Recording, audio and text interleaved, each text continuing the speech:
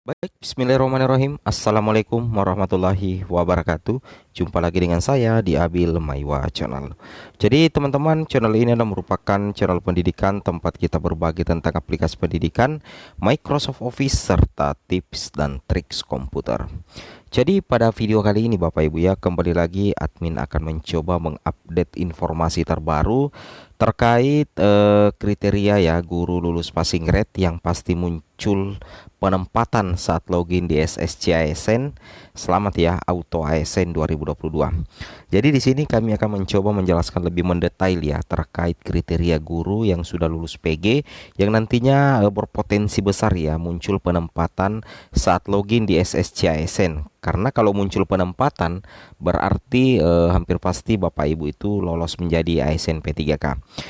Tapi seperti biasa sebelum kita lanjut, bagi rekan-rekan guru yang baru menemukan channel ini, silahkan tekan tombol subscribe dan aktifkan lonceng notifikasi agar setiap hari Bapak Ibu bisa mendapatkan update informasi terbaru dari kami.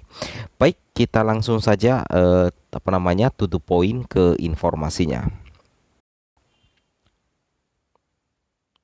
Jadi pada saat jelang pendaftaran ya untuk di SSCASN, khusus untuk guru lulus PG tentunya ya prioritas 1, nantinya Bapak Ibu itu tidak perlu lagi untuk membuat akun ya, tidak perlu lagi untuk membuat akun. Jadi kalau misalkan tampilannya seperti ini tidak berubah, maka Bapak Ibu sisa memasukkan saja nicknya dengan passwordnya yang pernah digunakan tahun 2021. Kalau misalkan Bapak Ibu lupa, Bapak Ibu bisa langsung reset passwordnya di sini.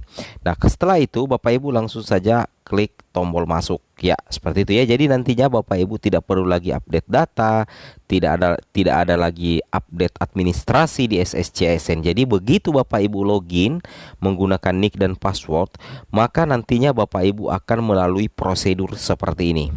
Jadi prosedurnya nantinya untuk guru lulus PG prioritas 1, yaitu pada saat Bapak Ibu login di SSCASN, nantinya akan langsung muncul penempatan ya untuk pelamar prioritas 1 yang memenuhi kriteria untuk mendapatkan penempatan. Seperti itu ya. Jadi nantinya akan muncul pemilihan formasi prioritas 1.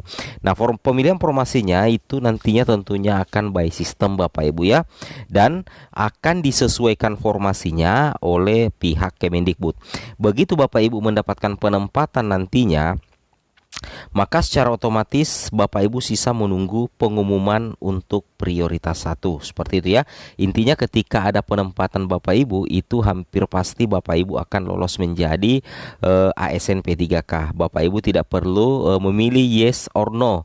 Bapak Ibu tidak perlu memilih setuju atau tidak, karena tentunya yang dikatakan setuju dan tidak itu bagi yang tidak mendapatkan penempatan pastinya Bapak Ibu ya.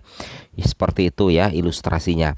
Nah, terkait bagaimana kriteria kira-kira bagi guru lulus PG yang berpotensi besar untuk mendapatkan penempatan di saat login di SSCASN nantinya, Bapak Ibu bisa sedikit mungkin ya memperhatikan kriteria yang kami bacakan. Kita balik dulu ya ke daftar total formasi 2022, kemudian usulan formasi, peserta lulus PG dan peserta lulus. Di sini admin ambil sampel dari Provinsi Jawa Barat dan Jawa Tengah.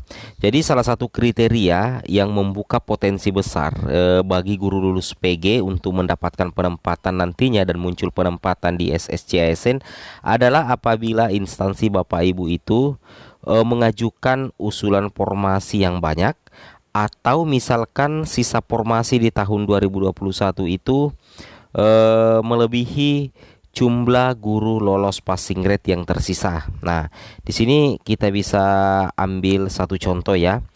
Ada daerah ya dari Provinsi Jawa Barat, peserta lulus PG-nya itu adalah 432, tetapi tidak mengusulkan formasi Bapak Ibu ya, tidak mengusulkan formasi. Tetapi Bapak Ibu perlu ketahui bahwa total formasi 2021-nya itu mencapai 4.500, sedangkan peserta yang lulus PG-nya itu hanya 2.000-an. Jadi tersisa 2.500. Nah, kalau posisi seperti ini Bapak Ibu ya, kalau posisi seperti ini tentunya itu akan sedikit memberikan kesempatan ya kepada guru lulus PG untuk mendapatkan penempatan nantinya pada saat pendaftaran SSC-ASN dibuka. Nah, jadi ini contoh sampel saja Bapak Ibu ya, atau permisalan saja. Kalau misalkan data ini sudah berubah, kita buat permisalan saja. Misalkan permisalannya yaitu adalah Provinsi Jawa Barat, misalkan kota Tasikmalaya Bapak Ibu ya. Yang mana kita langsung cek dulu untuk guru peserta lulus PG-nya itu mencapai 127 saja. Usulan formasinya cuma 40, berarti peserta lulus PG-nya lebih banyak dari usulan formasi. Tetapi jangan salah dulu, kita cek formasi 2021-nya berapa dan peserta lulus PG-nya berapa. Ternyata ya masih banyak sisa untuk sisa formasi tahun 2021, sehingga mencapai total formasi tahun 2022 itu mencapai 403. Nah, ini cuma permisalan saja ya, karena kita ketahui bahwa penetapan kebutuhan CASN itu sudah sangat jauh berbeda ya. Ini cuma permisalan saja bahwasanya instansi daerah yang memiliki banyak formasi daripada guru los PG-nya atau minimal seimbang itu membuka kesempatan ya sebesar-besarnya bagi guru los PG dalam satu instansi untuk mendapatkan formasi, terlepas dari banyaknya mapel gemuk atau tidak ya. Itu yang pertama ya, itu tergantung dari formasi yang tersedia di suatu instansi atau suatu daerah. Oke, kemudian kita lanjut ke kriteria yang kedua Bapak Ibu ya. Kriteria yang kedua adalah tentunya Bapak Ibu masuk dalam kategori 134.022.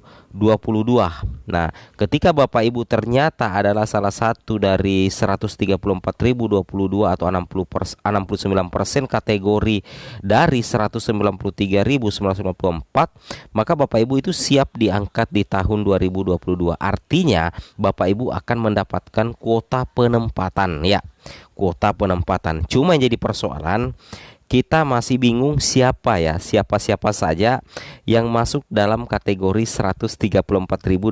Nah, itu yang menjadi kelemahan ketika kita menjadikan file ini sebagai salah satu penentu untuk mendapatkan kuota, karena di sini yang dikatakan 134.022 atau 69% siap diangkat tahun 2022. Tidak ada kepastian daerah mana saja Bapak Ibu ya. Nah, kemudian berikutnya lagi yang menjadi penentu juga Bapak Ibu ya. Bapak Ibu perhatikan ini, menjadi pengunci formasi di sekolah induk ya. Jadi ini bisa ditebak ya untuk rekan-rekan guru yang sekolah induknya masih kekurangan guru dan Bapak Ibu mengabdi di sekolah tersebut dan Bapak Ibu lolos PG. Jadi syarat yang paling penentu adalah menjadi pengunci formasi di sekolah induk. Syaratnya adalah guru induk PG sama dengan jumlah kebutuhan guru atau kebutuhan guru di satu sekolah lebih banyak daripada guru induknya. Nah, jadi kalau formasi dalam satu sekolah itu lebih banyak daripada guru induknya atau seimbang dengan guru PG-nya, maka kemungkinan besar akan mendapatkan penempatan nanti di SSC-ASN sepanjang linier dengan ijazah atau mapel, dan mapelnya juga itu bukan mapel gemuk Bapak Ibu ya, karena itu disesuaikan dengan kebutuhan daerah. Nah, kalau mapel gemuk maka itu sangat sulit juga karena itu tergantung dari kebutuhan guru terhadap mapel dalam satu instansi. Seperti itu Bapak Ibu ya. Oke. Kemudian lanjut lagi Bapak Ibu guru sekalian terhormat.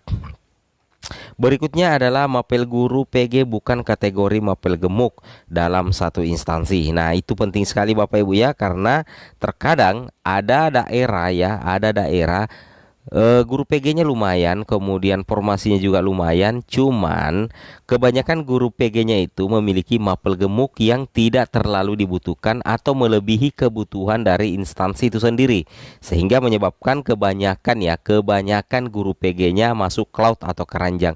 Padahal kalau kita perhatikan itu jumlah formasinya itu hampir berimbang dengan guru PG-nya. Cuman karena gara-gara mapel gemuknya dalam satu instansi itu menjadi salah satu biang kerok Bapak Ibu ya. Biang kerok banyak yang masuk cloud. Ini sudah jadi rahasia umum ya. Oke. Kemudian Bapak Ibu bisa perhatikan di sini. Nah, ini adalah salah satu contohnya Bapak Ibu ya yang di Kota Magelang ya. Kita ambil sampel di Kota Magelang versi Excel jumlah kota dengan versi Kemenpan.